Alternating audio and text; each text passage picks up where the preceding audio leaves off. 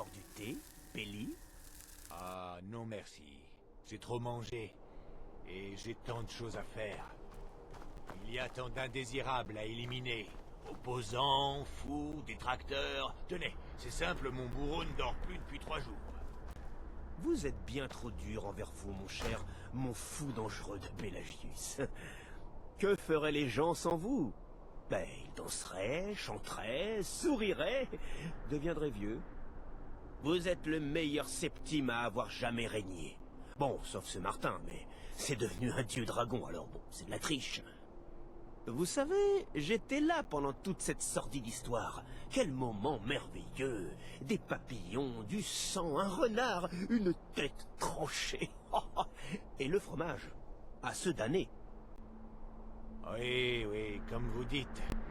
Un grand nombre de fois. Très bien, si vous le prenez comme ça. Peut-être que je ferais bien de partir. Bonne journée à vous. Non, j'ai dit bonne journée. Oui, oui, partez. Laissez-moi mon fardeau. Quel manque de tact! On ne peut pas accueillir un vieil ami pendant 10 ou 20 ans.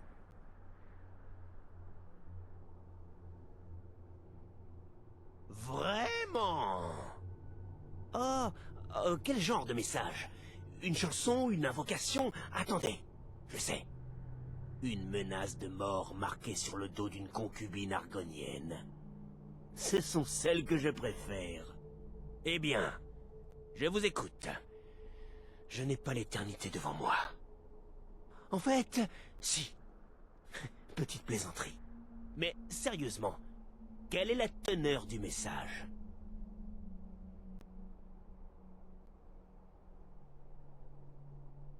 Vraiment? Qui vous a demandé ça? Attendez. Ne dites rien. Je veux deviner. C'est Molag? Non, non, non. Le petit Tim, le fils du fabricant de jouets. Le fantôme du roi Lysandus? Oui, oui, oui, oui. Stanley, ce gros tas volubile de passe-muraille. Je me suis trompé sur toute la ligne, n'est-ce pas? Peu importe. En toute franchise, je ne veux pas savoir. Pourquoi gâcher l'effet de surprise? Mais venons-en au fait. Vous croyez, vous, pauvre petite créature mortelle, que vous me convaincrez de partir? Parce que c'est de la folie. Vous vous rendez compte à qui vous avez affaire?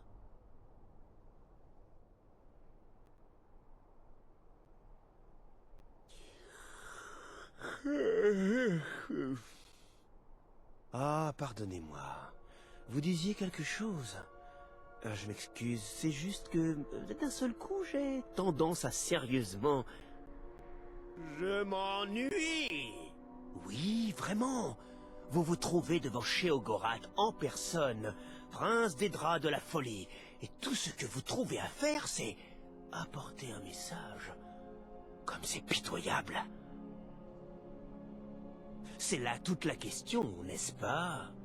Car très honnêtement, de combien de temps de repos un dédra dément peut-il avoir besoin? Voilà ce que je vais faire. Je vais partir. Oui, j'en ai fini. Les vacances sont terminées. Il est temps de revenir au petit train-train quotidien. À une condition. Vous devez d'abord trouver la sortie. Bonne chance. Vraiment? Voulez-vous jeter un œil alentour? Ce ne sont pas les jardins botaniques de solitude, n'est-ce pas? Savez-vous seulement où vous vous trouvez vraiment? Bienvenue dans l'esprit plus verdoyant qu'il n'y paraît de l'empereur Pelagius III. C'est exact. Vous êtes dans la tête d'un monarque fou furieux, mort depuis longtemps. Je sais ce que vous pensez.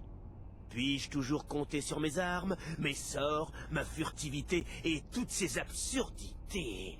Mais bien sûr. Ou vous pourriez aussi utiliser le Vabayak, hein? Vous n'imaginiez pas ça, hein?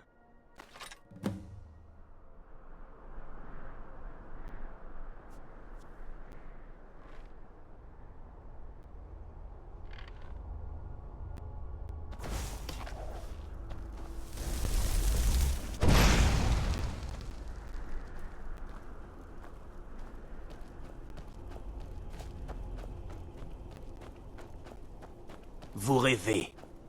Malheureusement pour vous, Pelagius souffre de terreur nocturne depuis son plus jeune âge.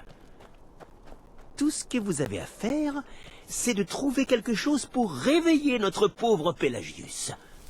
Ces terreurs sont faciles à repousser, mais elles sont tenaces.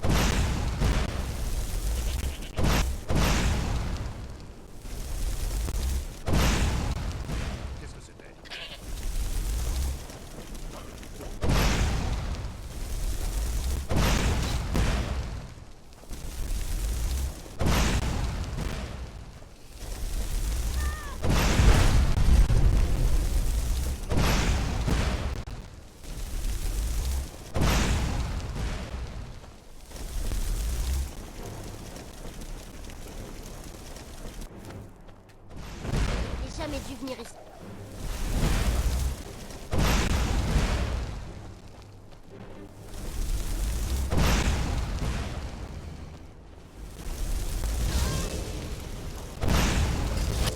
Ma foi, il y a de quoi se réjouir.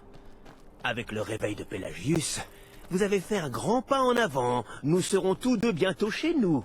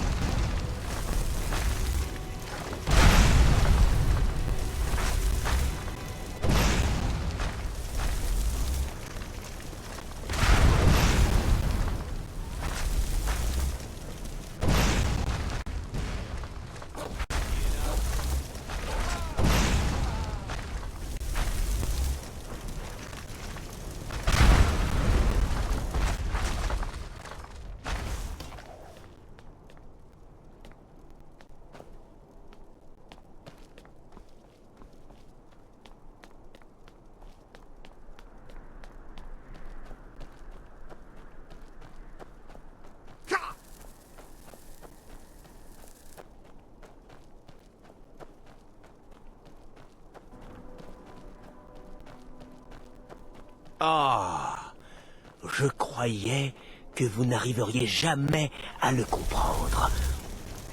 Maintenant que la menace est écartée, Pelagius croit, à tort, qu'il est en sécurité, ce qui veut dire que vous l'avez aidé, en quelque sorte. Et que nous sommes d'autant plus près de chez nous. Les attaques qu'il s'inflige se voient très bien ici. Elles sont toujours portées contre les aspects les plus fragiles de son être. Le dégoût que Pelagius éprouve pour lui-même augmente sa colère.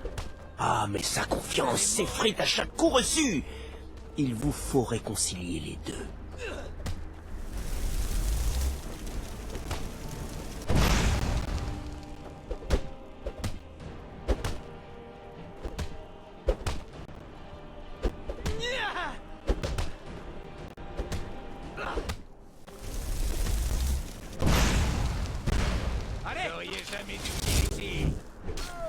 On dirait que vous avez un petit problème. Peut-être que c'en est un gros. Peut-être que vous pourriez d'abord me déballer toute l'affaire. Pelagius haïssait et craignait un grand nombre de choses. Les assassins, les chiens sauvages, les morts vivants. Sa plus grande aversion, toujours été de dire Vous ne faites pas le C'est tout. Vous n'avez pas mieux. C'est parti.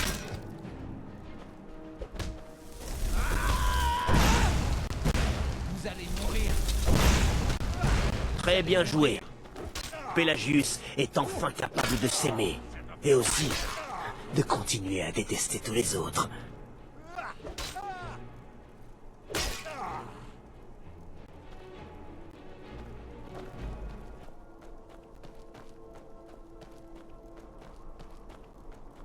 Ça ne vous ennuie pas? Je fais le bâtonnet de poisson, c'est un état d'esprit très instable.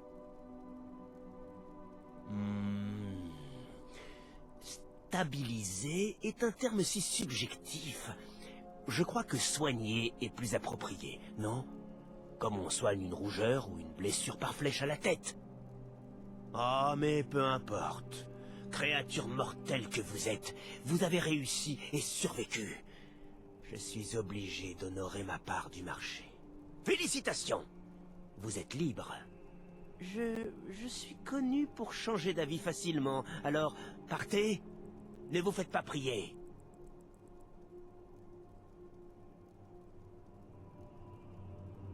Dans l'esprit de Pelagius, imbécile. Oh, c'est... votre première fois?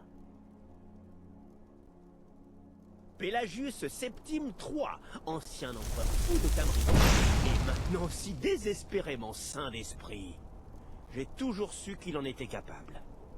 Bon, je suppose qu'il va falloir retourner au Shivering Isle. Les ennuis dans lesquels Askill peut se fourrer quand je ne suis pas là me laissent songeur. Assurons-nous que je n'oublie rien. Des vêtements, c'est fait. Me raser, c'est fait. Les bagages. Mes bagages. Où ai-je laissé mes bagages? Maître, vous m'avez repris? Ça veut dire qu'on rentre à la maison? Oh, quelle joie! Je suis impatient de... Oui, pas la peine d'en rajouter. Passez devant, voulez-vous? Quant à vous, petite créature servile, n'hésitez pas à garder le Vabayak comme symbole de mon... Oh, prenez-le, c'est tout. Prenez soin de vous. Et si jamais vous vous retrouvez à la nouvelle Chéotte, passez me voir. Nous mangerons une tarte aux fraises ensemble.